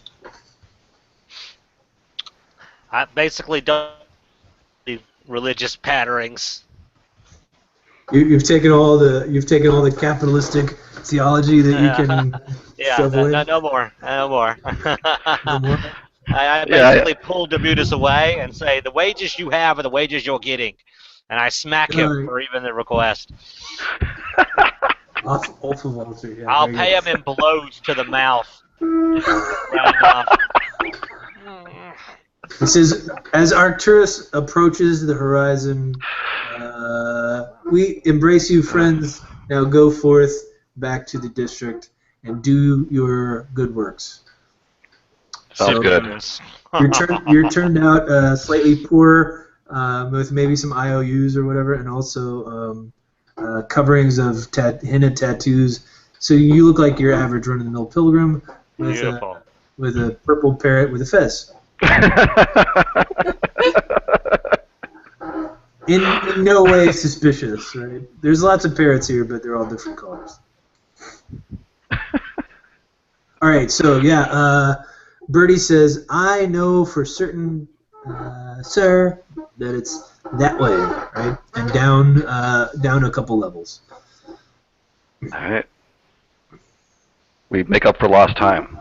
Okay, yeah, hot-foot it, right, or whatever. Okay, yeah. I think I posted this on my blog, and it's going to be fun to just play it out how it lies. I think it'll be more fun for me to think about it under pressure than when I'm sober and bored.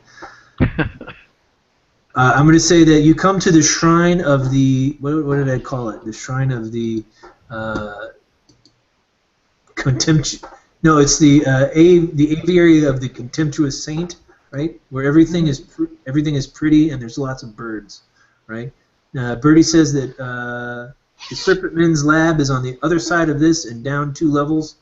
It shouldn't be an issue. All we have to do is get through the gates to the other side. Ah, piece of cake. Excellent. No problems, right? Sounds good to me. Okay, let me draw a quick map so I have reference here. Various side passages undiscovered at this time. Here are the gates. Here's a big pond. Okay, there you go. So big gates. They're beautiful, immaculate for a town so dingy and grimy and full of commerce and cumin and the smell of human feces. They're demi-human feces. This place is suspiciously clean, right? And there's above the gates that are marble and brass. There's a dove, right? And the dove has a sword in its mouth, and it is highly polished and gleaming. Oof, this place makes me a little nervous. Yeah, I am quite, basically I'm like, everybody, bow your head as in meditation, and let's move along with this. Right. Real quick, guys, I'm about to head out at around 11 o'clock. Okay. All right. We can pause it here. Oh, okay, cool. Okay. Yeah. That way it'll give me time to cook up the actual aviary of the contemptuous saint. Excellent. That sounds good to me. Sounds good. Figure out to do this again. I'm set. I've got the fiddler. I don't know if he has it anymore. Oh yeah, did he? Was he able to recover it? That was the question. That is the question. I don't know on that one, to be honest with you. I mentioned nothing about grabbing it. He's got. Well, I mean, was that like your father's fiddle or like a cursed fiddle or? I think it's more of a cursed fiddle, considering the background. Was it the same instrument that you used to while away the children of? Yeah, absolutely. He just hasn't been able to let go. He might be like, he feels freer now. Yeah. Well, in that case, I'm sure it'll turn up. Definitely cursed. As a matter of fact, here's what we'll do. We'll play out the next 3 minutes. How about that? And your fiddle will turn up. Okay. So you're before the gates of the shrine, right?